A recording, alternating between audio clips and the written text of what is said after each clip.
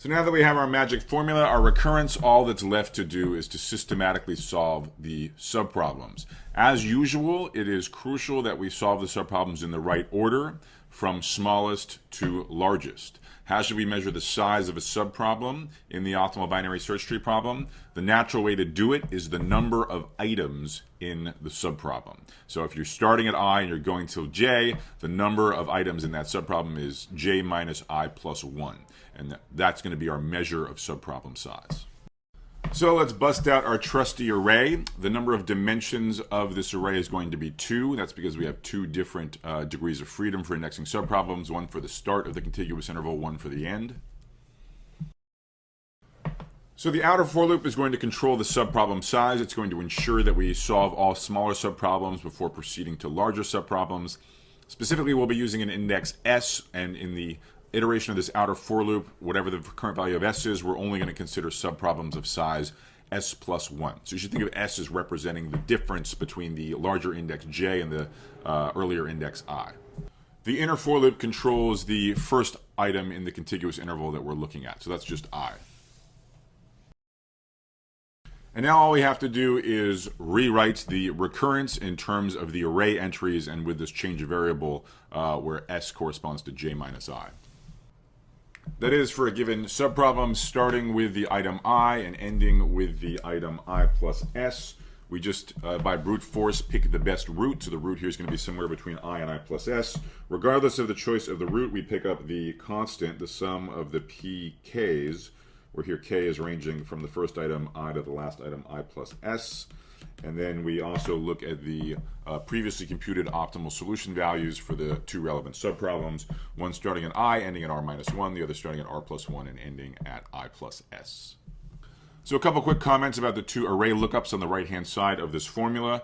So first of all, if we choose I to be the root to be the first item I, then the first lookup doesn't make sense. If we choose it to be the last item, the second array lookup doesn't make sense. In that case, it's understood we're just going to interpret these lookups as 0. Of course, in an actual implementation, you'd have to include that code, but I'll let you take care of that on your own.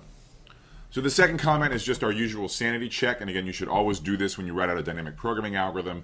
When you write down your formula to populate the array entries, make sure that on the right-hand side, whenever you do an array lookup, that is indeed already computed and available for constant time lookup. So in this case, whatever our choice of the root is, the 2 relevant subproblems are going to involve strictly fewer items than what we started with, and therefore the 2 subproblem lookups on the right-hand side will indeed have been computed in some previous iteration of the outer for loop. Remember, the outer for loop is ensuring we solve subproblems from smallest number of items up to largest number of items. And of course, after the 2 for loops complete, what we really care about is the answer in A of 1 comma n. That is the optimal binary search tree value for all of the items. That's the eventual output. Some students like to think about these double for loops pictorially. So let's imagine A, the 2D array, is laid out as a grid. So imagine the x-axis corresponding to the index I, that is the first item in the set of items we're looking at, and the y-axis corresponding to j, the last item in the current set. And let me single out the diagonal of this grid. So these are subproblems corresponding to I equals j, that is subproblems with a single element. Now, we only ever solve problems where j is at least as large as I. So that means we're really only filling in the upper left or northwestern part of this table. So we never bother to fill in the southeastern, the bottom right part of this table. We just sort of think of it all as 0.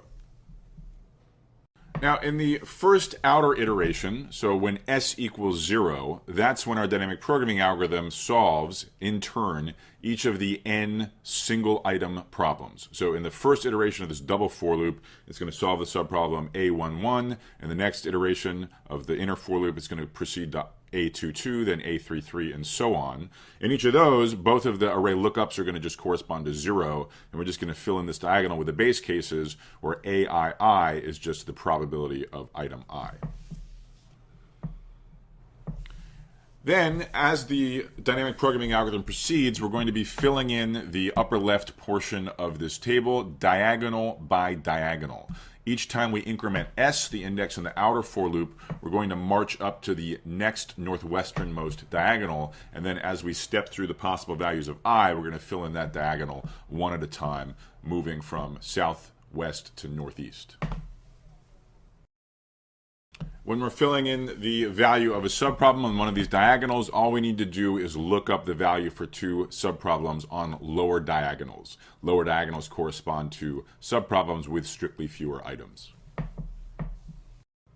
So that's it. That's a dynamic programming algorithm that computes the value of an optimal binary search tree given a set of items with probabilities. I'm not really going to say anything about correctness. It's the same story as we've seen in the past. All the heavy lifting is in proving the optimal substructure lemma. That gave us the correctness of our recurrence. Given that our magic formula is correct and we're just applying it systematically, correctness of the dynamic programming algorithm follows in a straightforward way just by induction. Let me, however, make some comments about the running time. So let's just follow the usual procedure. Let's just look at how many subproblems got to get solved and then how much work has to be done to solve each of those subproblems. So as far as the number of subproblems, it's all possible choices of I and j, where I is at most j. Or in other words, it's essentially half of that n by n grid. So this is roughly n squared over 2. Let's just call it theta of n squared. So a quadratic number of subproblems. Now, for each of the subproblems, we have to evaluate this recurrence. We have to evaluate the formula, which conceptually is a brute force search through the number of candidates that we've identified. And a distinction between this dynamic programming algorithm and all of the other ones that we've seen recently, sequence alignment, knapsack, computing independent sets of line graphs, is there's actually kind of a lot of options for what the optimal solution could be. That is, our brute force search for the first time is not over a merely constant number of possibilities. We have to try every possible route. Each of the items in our given subproblem is a candidate route, and we try them all. So given a start item of I and an end item of j, there's j minus I plus 1 total items, and we have to do constant work for each of those choices. So there will be some subproblems that we can evaluate quickly and only say constant time if I and j are very close to each other. But for a constant fraction of the subproblems we have to deal with, this is going to be linear time, theta of n time. So overall, that gives us a cubic running time, theta of n cubed. All right, so I would say this running time is sort of okay, not great. So it is polynomial time, that's good. It's certainly way, way, way faster than enumerating all of the exponentially many possible binary search trees. So it blows away brute force search, but it's not something I would call blazingly fast or for-free primitive or anything like that. So you're going to be able to solve problem sizes with n in the 100s, but probably not n in the 1000s. So that will cover some applications where you'd want to use this optimal binary search tree algorithm, but not all of them. So it's good for some things, but it's not a universal solution. On the other hand, here's a fun fact. And the fun fact is you can actually speed up this dynamic programming algorithm significantly. You can keep with the exact same 2D array with the exact same semantics. Again, each index is going to correspond to the subproblem with the optimal binary search tree between items I and j inclusive.